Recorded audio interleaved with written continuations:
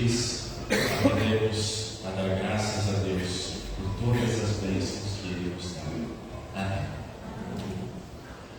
O relato da cura dos 10 leprosos é um dos relatos mais conhecidos da Bíblia. E ele tem muito a nos ensinar, principalmente num dia como hoje, quando nós renovaremos os nossos votos de gratidão a Deus diante do seu altar, quando 4 jovens confirmarão a sua fé batismal publicamente, e quando 3 pessoas professarão a sua fé para serem recebidas como membros da igreja e participarem da Santa Ceia. O texto é conhecido e traz 3 cenas que são marcantes. A primeira cena mostra o encontro de Jesus com 10 leprosos, 10 pessoas que tinham doença de pele, que o reconheceram de longe e começaram a gritar: Jesus, Mestre, tenha compaixão de nós. Isso porque a lei da época dizia que quem tinha lepra era considerado impuro e exigia que essa pessoa não tivesse contato com qualquer outra pessoa.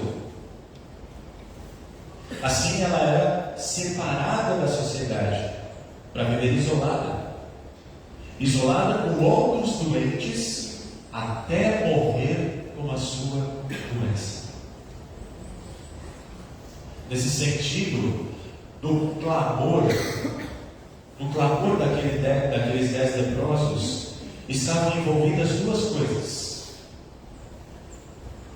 a fé de que Jesus poderia curá-los e a esperança de serem restaurados à sociedade, retornando aos seus lares, abraçando os seus familiares, sendo dignos de recomeçarem as suas vidas.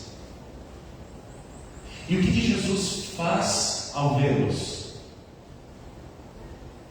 Ele diz para irem e se apresentarem aos sacerdotes, aqueles que tinham autoridade na época para dizer, de acordo com a lei, se uma pessoa estava impura ou não. E eles foram. A segunda cena revela o que aconteceu com eles durante o caminho. Eles foram purificados, ou seja, eles foram curados da lepra. Não havia mais aquela carne exposta por causa da lepra, não havia mais manchas na pele, não havia mais aquele mau cheiro pela doença. O milagre foi confirmado na vida deles. E o que era de se esperar? Que todos eles voltassem até Jesus para agradecê-lo. Mas não foi isso que aconteceu.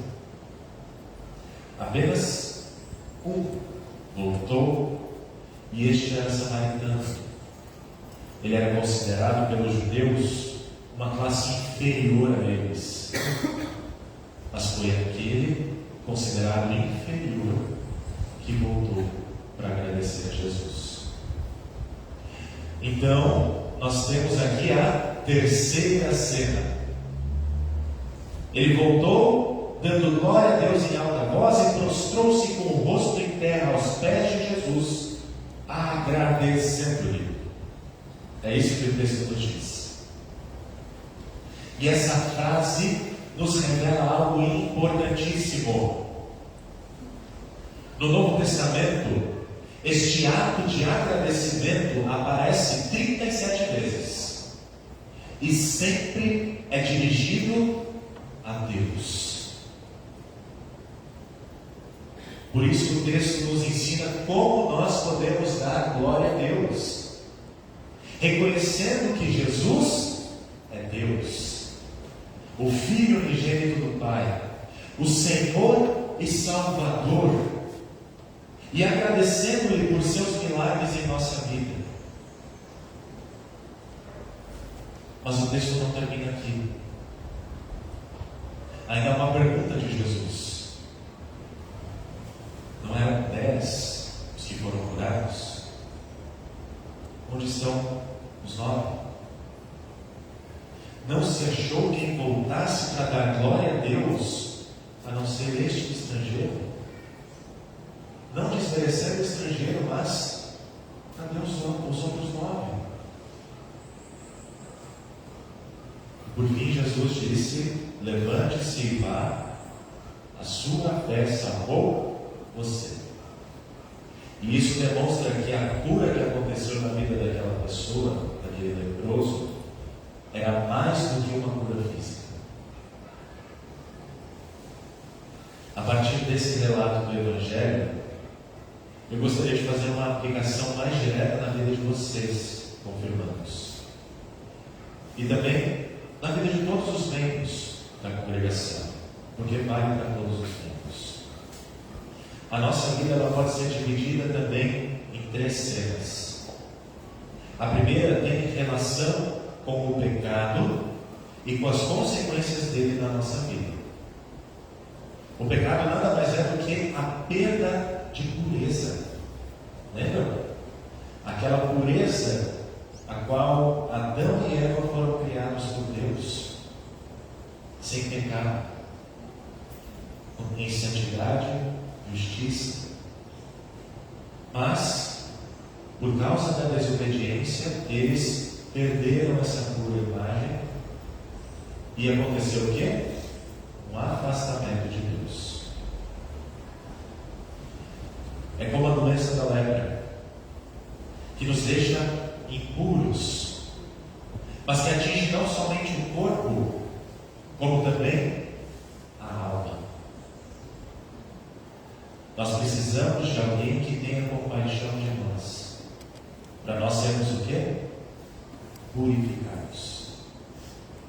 E por coincidência, este alguém é o mesmo que apareceu aos leprosos: Jesus. Este que é o Filho unigênito de Deus tomou sobre si a nossa impureza, a nossa dor, a nossa doença, a nossa enfermidade, para que no alto da cruz o seu santo e precioso sangue e a sua amarga paixão e morte nos purificasse de toda injustiça, nos purificasse de todo pecado, nos tirasse do isolamento do inferno e nos trouxesse de volta para Deus, reconciliados com Ele. O milagre da purificação em nossa vida aconteceu quando? Na ponta da língua, né? No batismo. Isso aí. Quando nascemos da água e do Espírito para uma nova vida em comunhão com Deus, que é renovada com a sua misericórdia, com a sua bondade, com o seu perdão a cada novo dia. Então, essa é a primeira cena da nossa vida. A segunda cena acontece quando nós olhamos para esse milagre do batismo e nos damos conta do que aconteceu na nossa vida. É um verdadeiro milagre. Nós éramos impuros e fomos purificados por Jesus. Éramos doentes e fomos sarados pelas suas feridas. Éramos malditos, mas Jesus se tornou maldito na cruz para nos tornar benditos. Ao reconhecermos isso, nós queremos voltar a Jesus para agradecê-lo pela bênção da vida eterna. Mas onde é que nós podemos encontrar Jesus? Onde Ele prometeu que estaria, não é? Onde a sua palavra é pregada e onde batismo e santa ceia são administrados corretamente. Ou seja, nós estamos aqui pregando a palavra, estamos nos preparando para a Santa Ceia. Jesus está aqui conosco. E eis então que temos a terceira cena da nossa vida. Nós voltamos dando glória a Deus em alta voz e nos prostramos diante dele no culto divino para agradecê-lo. É isso que acontecerá na vida de vocês hoje. Cauê, Juan, Gilson, Helena, que depois de terem sido batizados quando crianças, foram instruídos por 2 anos nas principais doutrinas bíblicas para confirmarem o milagre que aconteceu na vida de vocês e voltarem, assim como o samaritano voltou, para se prostrarem, se ajoelharem diante de Jesus, reconhecendo-o como Deus, reconhecendo-o como Senhor da vida de vocês e recebendo o corpo e sangue dele na Santa Ceia, para perdoar os pecados de vocês. É isso que acontecerá hoje na vida de 3 novos membros: a Adriana, a Alexandra e a Germana, que após alguns meses de estudo também vão poder professar a sua fé em Jesus publicamente e voltar a Ele dando glórias a Deus, com gratidão no coração, podendo ouvir dele: a sua fé salvou você. É isso que acontecerá na vida de cada membro desta congregação, que renovará os votos de gratidão a Deus e se comprometerão a dedicar o seu tempo, os seus dons, os seus bens, a sua vida como oferta de ação de graças por tantas bênçãos materiais e espirituais concedidas unicamente pela bondade e pela misericórdia do nosso Deus. Porém, a pergunta que eu quero deixar com vocês é esta: a terceira cena da nossa vida acontece apenas uma única vez? Nós confirmamos a nossa fé batismal apenas uma vez na vida? Nós professamos a nossa fé em Jesus apenas em um culto? Nós nos dedicamos ao Senhor apenas no momento de pedir por compaixão, mas quando o Senhor nos atende, nós esquecemos de voltar a Ele para louvá-lo e agradecê-lo e ouvir que a fé que nós temos nele nos salva? No relato do Evangelho, 90% dos leprosos não voltaram para agradecer depois deles serem curados. Uma triste estatística da igreja mostra que 70% dos confirmandos abandonam a igreja e a fé a que foram instruídos. Onde estão os outros? Onde estão as pessoas que não voltam? Pergunta Jesus. Por que não voltam à igreja para dar glória a Deus em alta voz e serem fortalecidas por Jesus em sua fé salvadora? A nossa vida é feita de decisões. Agir com gratidão a Deus, louvando-o e reconhecendo as suas dádivas, é um ato de amor a Deus. Abandonar a fé, deixar de se encontrar com Jesus nos cultos divinos, sem uma razão plenamente justificável, é um ato de ingratidão a Deus, ingratidão ao doador de todas as bênçãos. Como alguém certa vez disse, toda omissão já é em si uma decisão.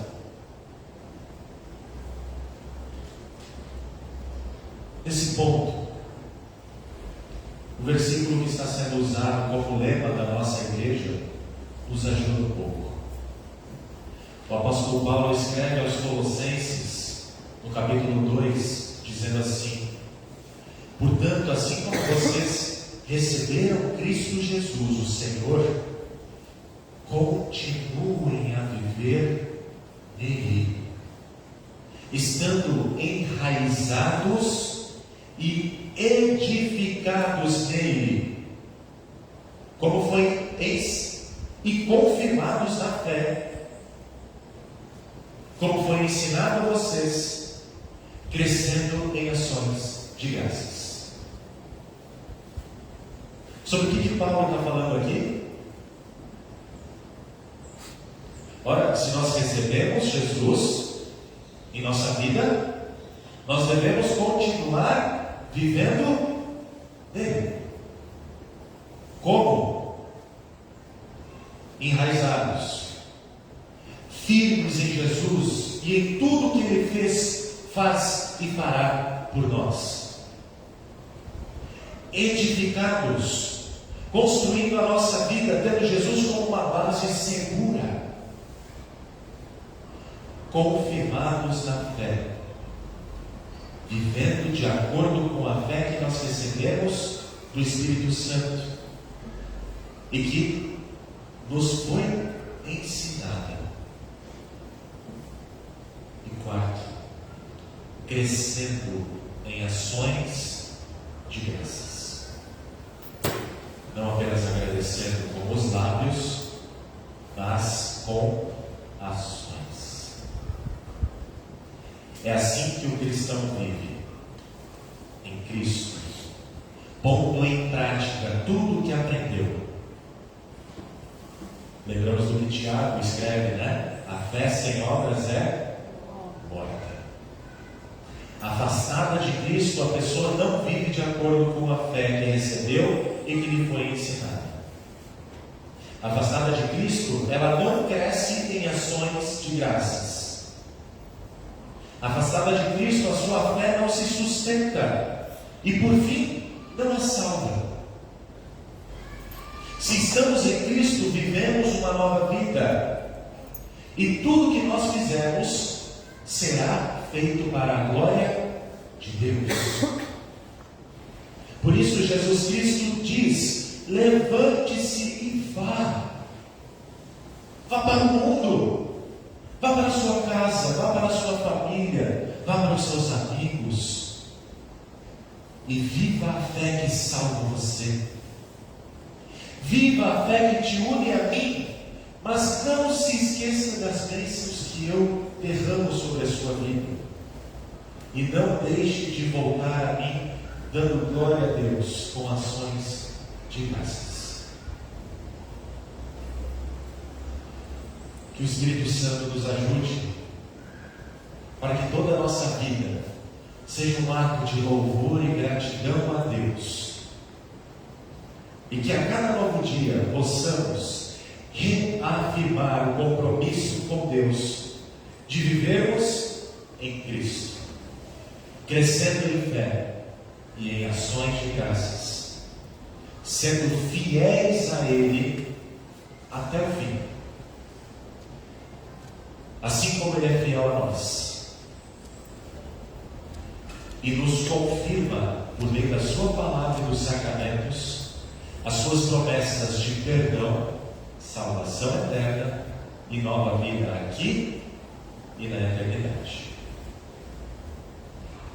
E vocês, confirmados, novos membros, lembrem-se, Jesus sempre estará aqui para acolhê-los e cuidar de vocês. Não se esqueçam de voltar para adorá-lo e agradecer.